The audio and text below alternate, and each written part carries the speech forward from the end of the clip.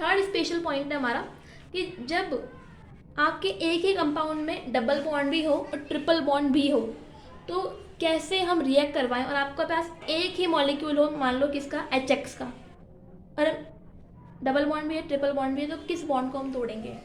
ठीक है, यहाँ पर भी दो केस हमारे बनते हैं, एक बनता है आइसोलेटेड सिस्टम का और एक बनता है कॉन्जुगेटेड सिस्टम का। आइसोलेटेड सिस्टम का मतलब क्या होगा, एल्कीन नॉर्थ पोल में, एल्काइन साउथ पोल में, बिल्कुल मतलब बहुत दूर दूर हैं। ठीक है, बहुत दूराइयाँ हैं। ठीक है, तो अब कैसे अटैक करना है। और एक केस है जब कॉन्जुगेटेड फॉर्म में हो, लाइक एक के बाद कॉन्जुगेटेड फॉर्म समझ में आती है ना, उस फॉर्म में हो तो कैसे। तो फर्स्ट केस डिस्कस करते हैं पहले। आइसोलेटेड सिस्टम में क्या होगा, आइसोलेटेड सिस्टम में आपको डबल बॉन्ड पे अटैक करवाना है। Why, because alkene is more reactive than alkyne for EAR। कैसे भाई, क्यों क्यों क्यों, एक्सप्लेन करते हैं भाई। ये मान लो ये आपकी एल्कीन है और ये आपकी एल्काइन है।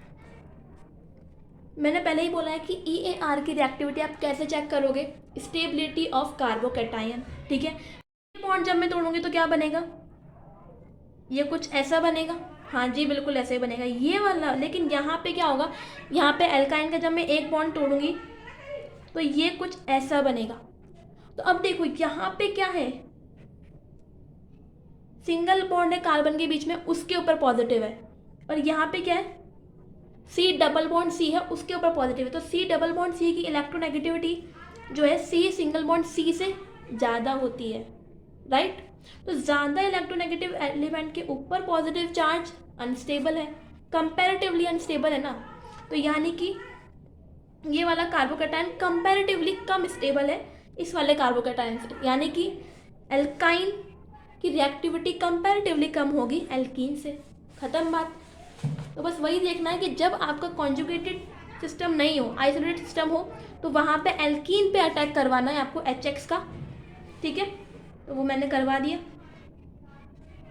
और ये ट्रिपल बॉन्ड ऐसा का ऐसा ही रहा। ये कब हुआ है, जब HBr का 1 मॉलिक्यूल ही है आपके पास। ठीक है, सेकेंड है कॉन्जुगेटेड सिस्टम में। कॉन्जुगेटेड सिस्टम में हम क्या करेंगे, अभी भी एल्कीन ही ज़्यादा रिएक्टिव है, नो डाउट, बट अगर आप यहाँ पे एक ही मॉलिक्यूल HBr का, अगर आप इस वाले पे अटैक करवाओगे तो ये कुछ ऐसा बन जाएगा। हाँ जी, ऐसा ही बन जाएगा, यानी कि यहाँ पे ट्रिपल बॉन्ड रह जाएगा और यहाँ पे ये H और Br जुड़ जाएंगे। लेकिन अगर आप इस पे अटैक करवाओगे, इसका एक बॉन्ड तोड़ोगे, तो ये कुछ ऐसा बनेगा। तो अब यहाँ पे देखो, यहाँ पे रेजोनेंस प्रेजेंट है, ये वाला पाई बॉन्ड और ये वाला पाई बॉन्ड में क्या है, रेजोनेंस प्रेजेंट है। तो रेजोनेंस की वजह से ये वाला प्रोडक्ट ज़्यादा स्टेबल हो जाता है। तो इसलिए बोलते हैं कि कॉन्जुगेटेड सिस्टम में क्या करना है, आपको एल्काइन का बॉन्ड तोड़ना है। मैं रीज़न इसलिए बता रही हूँ ताकि आपको रटना ना पड़े, लॉजिकली चलोगे तो थोड़ा याद रहेगा आसानी से, राइट। अब कॉन्जुगेटेड सिस्टम में भी दो केस है, एक तो जब एल्कीन और एल्काइन कॉन्जुगेशन में हो, और एक केस है जब दोनों क्या हो, डबल बॉन्ड ही कॉन्जुगेशन में हो, तब क्या करना है। तो उसके लिए बहुत ही मतलब सिंपल सा है, आपको याद रखना है, इसमें ज़्यादा घुसना नहीं है, बिल्कुल नहीं घुसना है इसमें। जो बता रही हूँ उसको याद रख लो, डायरेक्टली क्वेश्चन आएगा, कोई डीप नहीं पूछेगा इसमें। तो जब दोनों डबल बॉन्ड कॉन्जुगेशन में हो तब क्या करना है, उसमें भी दो पॉसिबिलिटी होती हैं। अगर आपका जो टेम्परेचर है वो रूम टेम्परेचर से कम है तो कैसा बनाना है, तो 1-2 प्रोडक्ट बनाना है, यानी कि H और Br को 1 और 2 पोजीशन पे ऐड करना है, और ये जो पाई बॉन्ड है ये ऐसे ही छोड़ देना है। ठीक है, तो इस प्रोडक्ट को हम क्या बोलते हैं, KCP, काइनेटिकली कंट्रोल्ड प्रोडक्ट। ठीक है, ये KCP कब बनेगा, जब टेम्परेचर क्या हो, रूम टेम्परेचर से कम हो, यानी कि जब मान लो टेम्परेचर कम है, ठंड है, तो क्या होंगे, बाबू सोना पास पास बैठते हैं। और जब टेम्परेचर बहुत ज़्यादा है तो पास पास बैठने में इरिटेशन होगा यार, रोमांटिक भी कहाँ तक कोई इंसान होएगा। ठीक है, तो जब टेम्परेचर हाई होगा तो दूर दूर बैठेंगे, और टेम्परेचर कम होगा तो चिपक चिपक के बैठेंगे ना। तो यहाँ पे क्या हो गया, पास पास बैठा दिया H और Br को। लेकिन जब आपका टेम्परेचर क्या हो, रूम टेम्परेचर पे हो या उससे ज़्यादा हो आपका टेम्परेचर, तो प्रोडक्ट आपको बनाना है 1-4 वाला, यानी कि H फर्स्ट पे और Br फोर्थ कार्बन पे। ठीक है, बिल्कुल सेट कर लो दिमाग में, वो पूछेगा तो डायरेक्टली बस आपसे प्रोडक्ट ही पूछेगा। तो ये जो प्रोडक्ट बनता है ना 1-4 वाला प्रोडक्ट, इसे हम क्या बोलते हैं, TCP, थर्मोडायनेमिकली कंट्रोल्ड प्रोडक्ट। ठीक है, अब क्वेश्चन आता है भाई अगर वो टेम्परेचर दे ही ना तो अगर वो टेम्परेचर नहीं देता है तो हमारा फिक्स है कि हम बाय डिफ़ॉल्ट रूम टेम्परेचर लेके चलते हैं, और रूम टेम्परेचर पे या रूम टेम्परेचर से ज़्यादा टेम्परेचर पे आपको क्या करना है, टीसीपी ही करना है। ठीक है, फिक्स है बिल्कुल, हाँ जी। अब फोर्थ पॉइंट है हमारा hydroxylation. What is hydroxylation?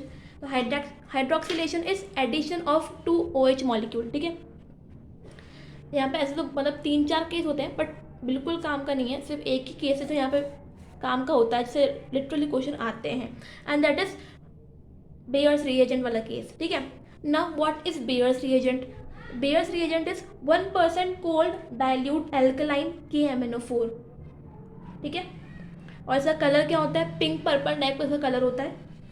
KMnO4 क्या होता है, बहुत स्ट्रॉन्ग ऑक्सीडाइजिंग एजेंट है, ये भी पता है हमें। तो ये क्या करेगा, एल्कीन से एल्कोहल बना देगा। तो ये हमारा एल्कीन है, हमने क्या डाला, KMnO4 डाला, जो कि कलर क्या था उसका, पिंक और या फिर पर्पल टाइप कलर था। उसने क्या करा, इस एल्कीन को ऑक्सीडाइज करके क्या बना दिया, एल्कोहल बना दिया। 2 OH जोड़ दिए, और वो OH भी सिन पोजीशन में आपको ऐड करने हैं, या आपको याद रखना है। ठीक है, इस सिन में ऐड करना, उसको एंटी में ऐड मत करना। ठीक है, अब इस KMnO4 ने इस एल्कीन को ऑक्सीडाइज कर दिया तो खुद क्या होगा, रिड्यूस होगा। ठीक है, तो ये रिड्यूस होकर क्या बन जाएगा, MnO2 बन जाएगा। कैसे हुआ रिड्यूस, यहाँ पे Mn की ऑक्सीडेशन स्टेट क्या है, +7, और यहाँ पे क्या है, +4, तो +7 से +4 पे आ गया, रिड्यूस हो गया ना। तो ये जो MnO2 बाद में बचता है रेसिड्यू की फॉर्म में, उसका कलर क्या होता है, ब्लैक ब्राउन कलर का होता है, राइट। तो अब आप पता लगा सकते हो ना कि आपके कंपाउंड में अगर पाई बॉन्ड होगा तो ये रिएक्शन होगी, तो KMnO4 का कलर ऑटोमेटिकली क्या हो जाएगा, ब्लैक ब्राउन हो जाएगा। तो एक तरीके से टेस्ट ऑफ अनसैचुरेशन में आप बेयर्स रिएजेंट को यूज़ कर सकते हैं, यानी कि ये पता लगा सकते हैं कि सामने वाले कंपाउंड में पाई बॉन्ड है या नहीं है, राइट। टेस्ट ऑफ अनसैचुरेशन एक तो मैंने बता दिया, बेयर्स रिएजेंट यूज़ कर सकते हैं, जी बिल्कुल कर सकते हैं। सेकेंड है Br2CCl4 वाला केस। ठीक है, आगे मैंने पढ़ाया था एक केस, इसमें X2 आप ऐड कर रहे थे और सॉल्वेंट CCl4 था। तो Br2 का कलर क्या होता है, ब्राउन होता है, इनऑर्गेनिक में आप पढ़ लोगे ये सब। तो Br2 का कलर क्या होता है, ब्राउन होता है। जब वो अगर उसमें पाई बॉन्ड होगा कंपाउंड में, एल्कीन या एल्काइन जो भी होगा, तो Br2 से रिएक्ट कर जाएगा और Br टूट जाएगा, तो ब्राउन कलर क्या होगा, डीकलराइज हो जाएगा ना। तो इस तरीके से भी आप पता लगा सकते हो कि कंपाउंड में पाई बॉन्ड है या नहीं है। अगर कलर डीकलराइज हो गया Br2 का, तो यानी कि पाई बॉन्ड है। ठीक है, now the last topic of EAR is EAR in alkynes. हालांकि बहुत कम पूछता है, एल्कीन में सबसे ज़्यादा पूछा जाता है, बट स्टिल डिस्कस कर लेते हैं। ठीक है,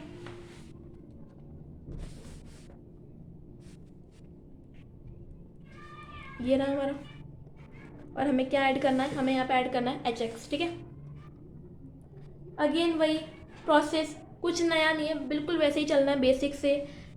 पाई बॉन्ड तोड़ो, अब ऐसा नहीं इसका दोनों पाई बॉन्ड एक साथ तोड़ना, नहीं नहीं नहीं, एक एक करके तोड़ने हमें। तो हमने तोड़ दिए, इसका भी हमने तोड़ दिया, बिल्कुल जी बिल्कुल तोड़ दिया। तो ये कुछ ऐसा बन गया,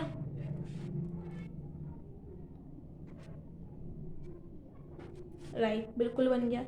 और ये H+X-। ठीक है, तो वही करना है, ये इधर आके जुड़ जाएगा, ये इधर आके जुड़ जाएगा,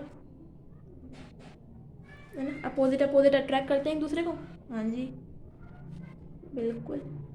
तो ये ऐसे X, अब यहाँ पे इलेक्ट्रोफाइल कौन था, H+ था, तो यहाँ पे सिन और एंटी दोनों प्रोडक्ट बन सकते हैं, यहाँ पे रीअरेंजमेंट भी हो सकता है। ठीक है, तो ये हमारा प्रोडक्ट बन गया, सॉरी यहाँ पाई बॉन्ड एक और था ऑलरेडी, है ना।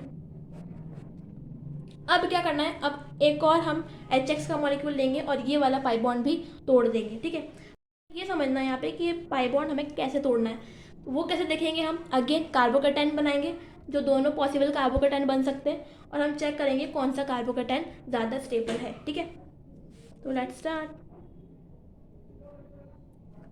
एक पॉसिबल केस तो ये है,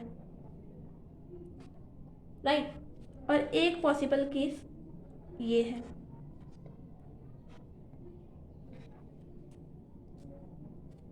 ठीक है ना, दो पॉसिबल केस है हमारे पास, एक ये और एक ये। अब हमें देखना है कि ज़्यादा स्टेबल कौन है, ये वो कैसे देखें। तो यहाँ पे देखो ये X क्या है, हेलोजन है, इसके पास बहुत सारे लोन पेयर हैं, तो ये क्या करेगा, रेजोनेंस करके अपने लोन पेयर इस कार्बोकेटाइन को दे सकता है।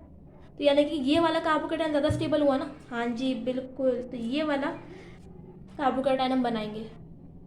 ठीक है, तो कैसे बन जाएगा प्रोडक्ट हमारा, ये वाला कार्बोकेटाइन बनेगा इस तरीके से, यहाँ पे ये X माइनस यहाँ अटैक कर देगा, H प्लस यहाँ अटैक कर देगा, तो फाइनल प्रोडक्ट हमारा क्या बन जाएगा। ठीक है, ये बन गया हमारा फाइनल प्रोडक्ट, जी बिल्कुल बन गया। ठीक है, यानी कि क्या हुआ कि दोनों हेलोजन क्या एक ही कार्बन पे आए। तो इसको आप ऐसे याद रख सकते हो कि एल्काइन में अगर आप EAR करवा रहे हो तो भाई भाई के पास जाता है। X और X क्या है यहाँ पे, दोनों भाई है, यहाँ पे दोनों हेलोजन है, दोनों भाई है, तो यहाँ पे क्या होगा, भाई भाई के पास जाता है, यानी कि दोनों एक ही कार्बन पे जुड़ते हैं। ठीक है, ठीक है, अब क्या होता है कि जब एक ही कार्बन पे दोनों ग्रुप्स जुड़े हों तो उसे हम क्या बोलते हैं, जेमिनल डाइहैलाइड। एक होता है विसिनल डाइहैलाइड, उसमें क्या होता है, उसमें अलग अलग कार्बन पे होते हैं दोनों, और यहाँ पे क्या, यहाँ पे सेम कार्बन पे है, तो इसे हम क्या बोलते हैं, जेमिनल डाइहैलाइड। एक छोटा सा रूल है, मार्कोनिकॉफ रूल, जिससे हमें क्या पता लगता है कि भाई हमें H प्लस कौन से कार्बन पे जोड़ना है, कौन से कार्बन पे नहीं जोड़ना है। यानी कि देखा जाए तो ये बिल्कुल चैप्टर की स्टार्टिंग में ही बताना चाहिए था, और फिर पूरी रिएक्शन हम करते हैं। लेकिन ये रूल कि क्या कुछ ड्रॉबैक्स नहीं, कहीं पर लगता है कहीं पर नहीं लगता है, कहीं मार्कोनिकॉफ लगता है कहीं एंटी मार्कोनिकॉफ लगता है, तो उतना याद रखो, उससे अच्छा है कि तुम रिएक्शन की मैकेनिज्म सिंपल समझो और उससे करो। ठीक है, बट स्टिल आपको पता होना चाहिए कि मार्कोनिकॉफ का रूल क्या था। पता लगे एग्जाम में डायरेक्ट यही क्वेश्चन आ जाए कि choose the correct option regarding Markovnikov rule. ठीक है, तो क्या है स्टेटमेंट, स्टेटमेंट क्या है मार्कोनिकॉफ का, फॉर अनसिमेट्रिकल एल्कीन और alkyne if addition of HX will take place then add electrophile, that is H plus ion, to that carbon of pi bond where more number of H atoms are present। Simple सी बात है, अगर आपको unsymmetrical alkene alkyne में क्या करना है, HX add करना है, तो आप इलेक्ट्रोफाइल को उस कार्बन पे ऐड करोगे जिसके पास क्या हो, ऑलरेडी ज़्यादा हाइड्रोजन एटम्स हो।